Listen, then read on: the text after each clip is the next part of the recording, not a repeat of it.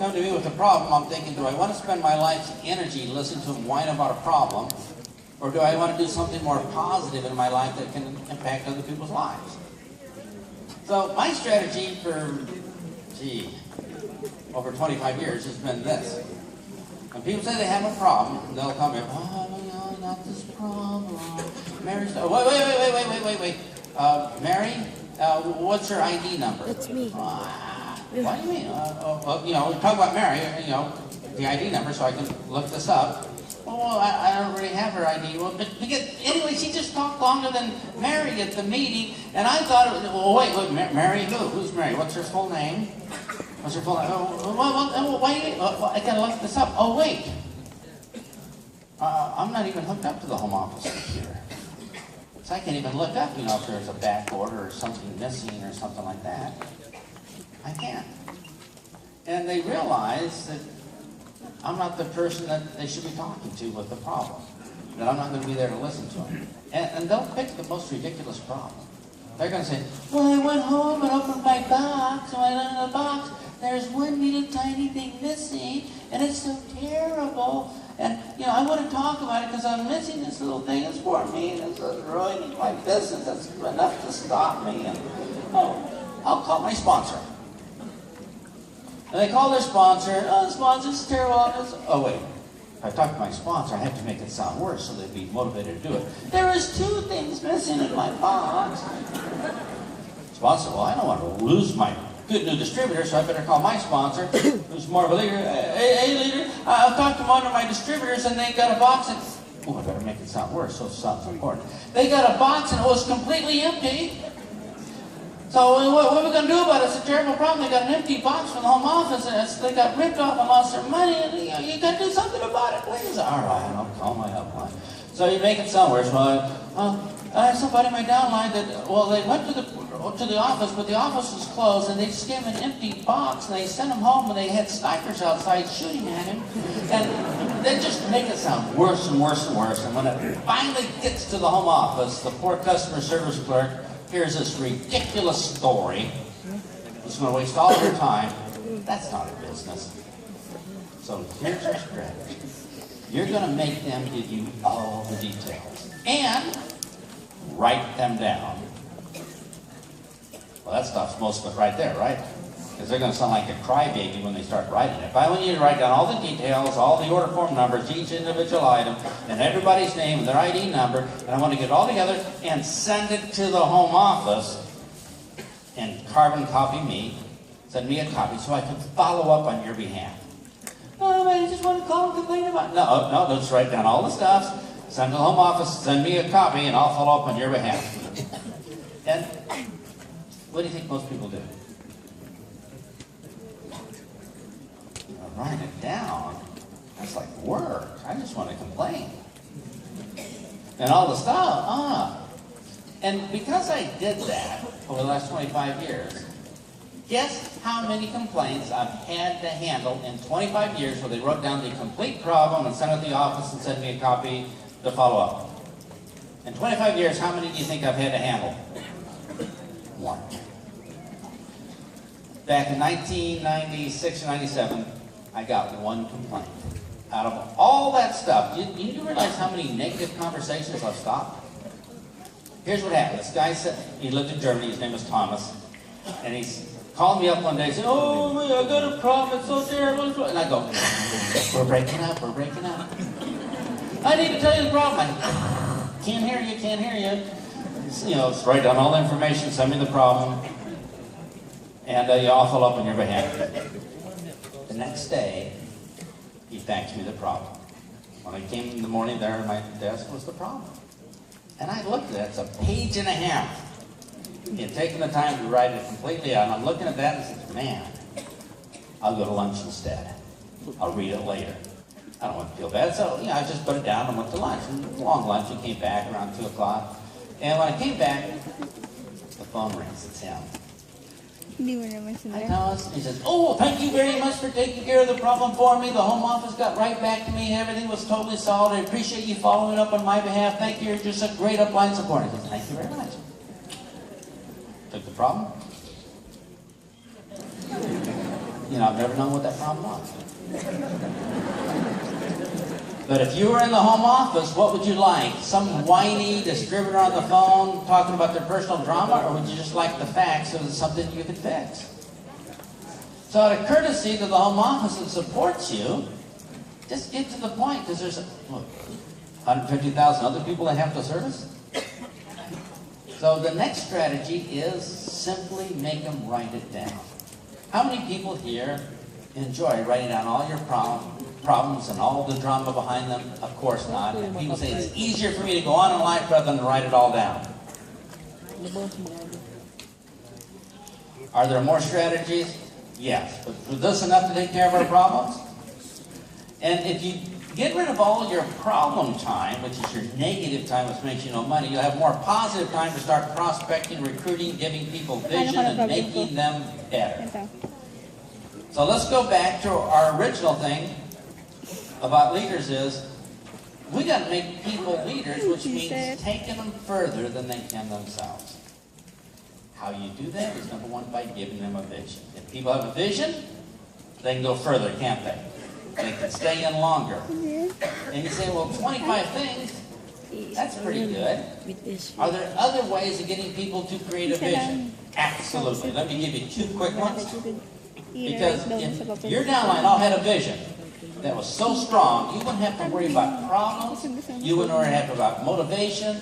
They would learn the skills on their own, right?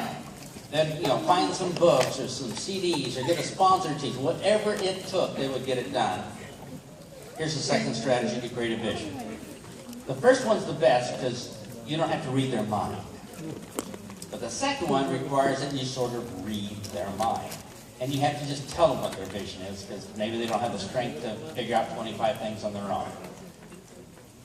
How many people here have skilled mind-reading techniques? How many people here have mastered the skill of mind reading? When would be a good time to start? How about now? Are y'all ready? I'm going to show you how to mind read. Everybody take your right hand and put it on the forehead of somebody next to you.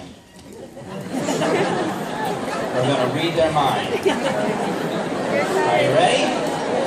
All right, first thing you're going to say is, oh, you're in a large room with other people. There seems to be a lot of positive people around you. Lots of energy. And you're thinking, and I hope you washed your hand recently. Now that wasn't that hard.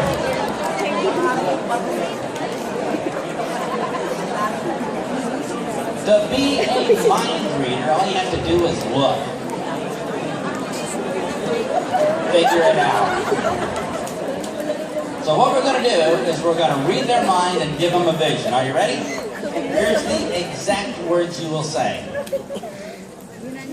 When you join our business, comma, when you join our business, comma, here is what happens.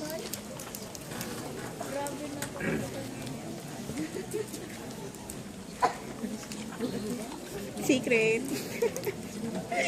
Yeah. Now, why do you say these exact words? When you join our business, here's what happens. The reason is this sequence of words talk to specific programs in the subconscious mind, the decision-making part of the brain, that causes it to pop up a big screen TV. It tells them to get a big barrel of popcorn, sit back in the easy chair, and they're going to see their vision on this big screen TV in their mind. Now you're going to give them a vision in this particular technique, and when you give them this vision, they'll see it vividly, and they'll have a vision because you just gave it to them. Now this technique could make you a lot of money, so if you could take it serious, you could do this on product and almost anything in your business. How many people here would like to have sponsored me in this business?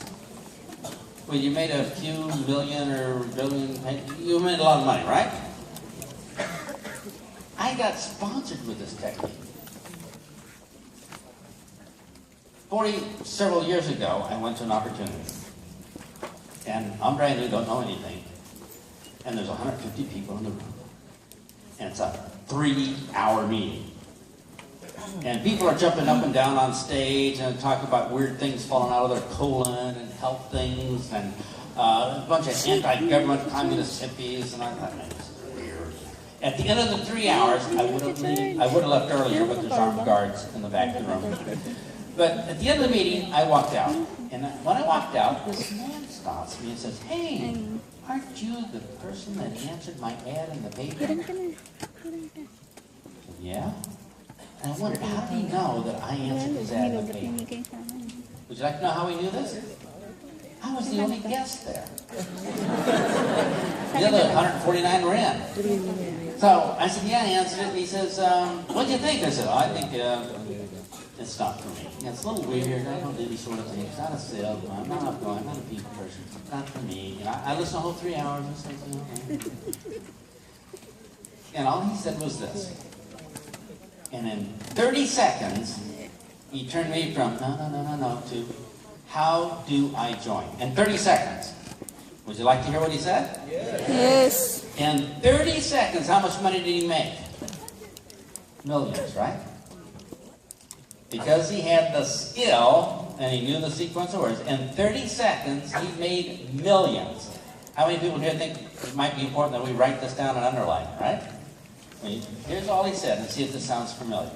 "When you join our business, here is what happens." And then he told me a little story of what's going to happen for me. But he used those exact words, and in 30 seconds, ka-ching, I said, "How do I join?" So would this be an important technique for us? Yeah.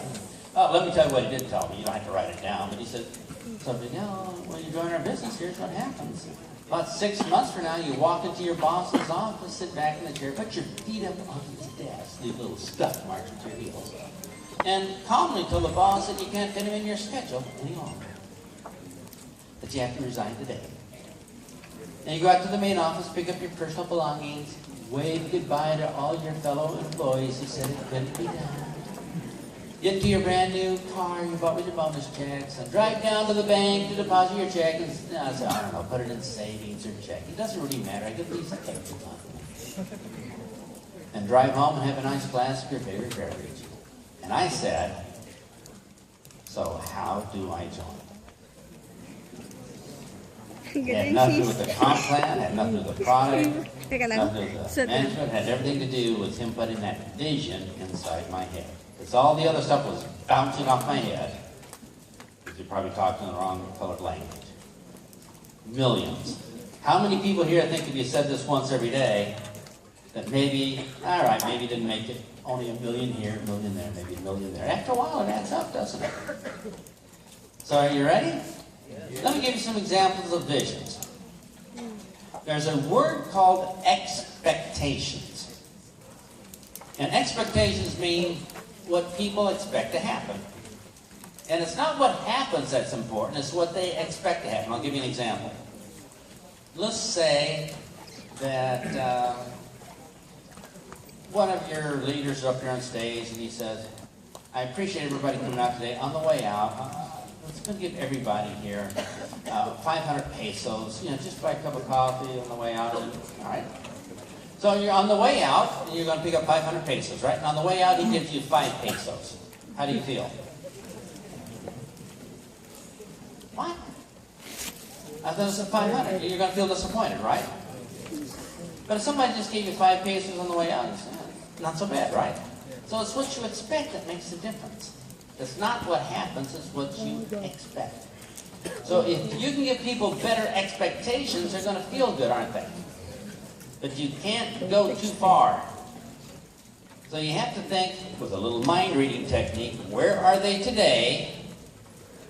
Maybe what color, personality they are, and let me give them a reasonable expectation. And if you do this correctly, you can keep people in for a long time who have no success, because they have a long way to go. So let me show you the difference.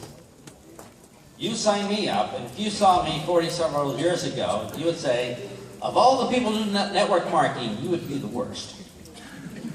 You don't know anybody, you're shy, You're a nerd. You have no personality. You're a wreck.